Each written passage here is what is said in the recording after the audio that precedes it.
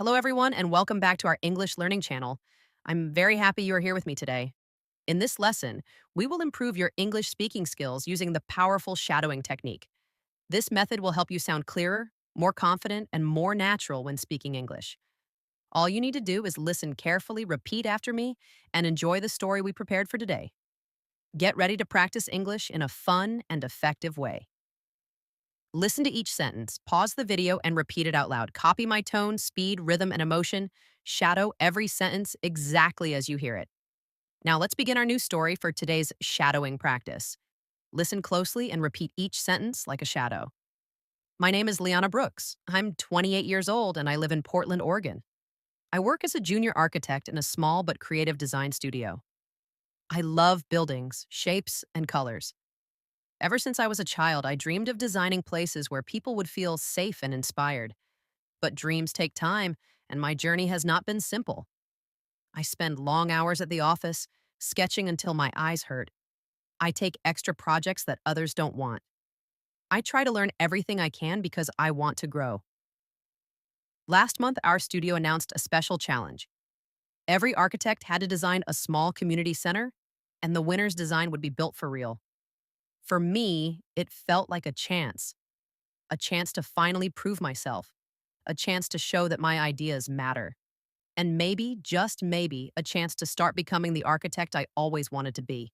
But as soon as I started working on my design, everything began to fall apart. For the first week, nothing looked right. My sketches felt empty, my ideas felt weak, and every version of the building looked boring. I stayed late in the studio every night, staring at my computer screen, trying to force inspiration to come. But it didn't. And while I struggled, my colleagues were making progress. I could hear them talking excitedly about their concepts, their plans, their designs.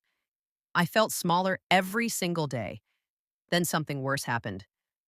My boss, Mr. Hale, looked at my early draft and said, "Liana, this is not your usual quality. You can do better." His words were simple, but they hit me like a stone. I walked home in the rain that night, wondering if I really belonged in this career. Maybe I wasn't talented enough. Maybe this dream was too big for someone like me. The deadline was getting closer, and I felt myself slowly drowning in fear and doubt. One evening, when I was the last person left in the office, I saw the light of the storage room flicker.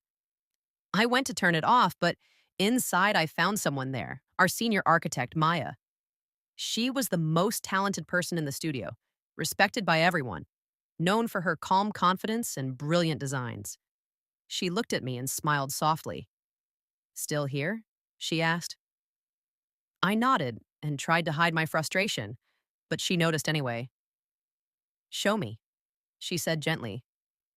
I hesitated, then opened my laptop and revealed my messy sketches, unfinished models, and failed ideas. She didn't criticize them. Instead, she asked questions. Simple ones, but they opened something inside me.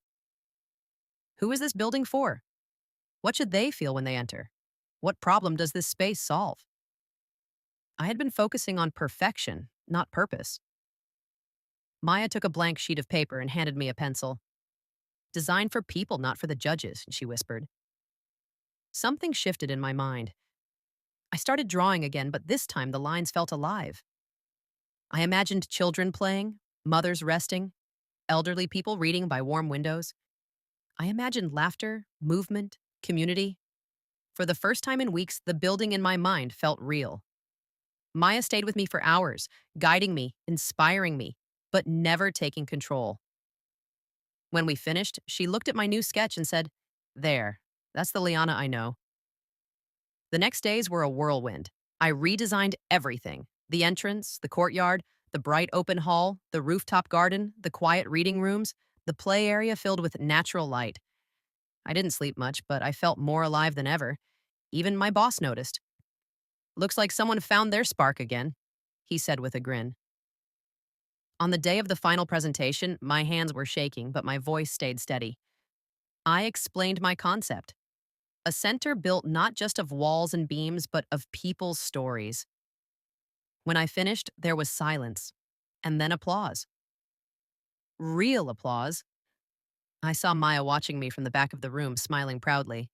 A week later, the results were announced. I didn't win first place, I didn't even expect to, but I received something that mattered more. The jury gave me the Human Impact Award for designing the most community focused project. My boss called me into his office and said, "This is the kind of designer we want to build our future with." For the first time, I felt seen, truly seen. I realized something important. Success wasn't only about winning competitions or creating perfect designs. It was about connecting with people, finding meaning in the work, and not giving up when things get hard. Maya's help showed me that even the strongest people sometimes need a guide, a reminder of who they are. And I learned that growth is not loud. It's quiet, slow, and often happens in the dark when no one is watching. But it's real, and it changes everything. After the competition, I continued developing my skills, taking new projects with more confidence. Something inside me had shifted forever. Great job, you finished the story. Now go back and shadow each sentence again. Remember, practice makes your English clearer, stronger, and more confident. If you enjoyed this story, don't forget to like the video and subscribe for more shadowing lessons. Keep practicing, and I'll see you in the next session.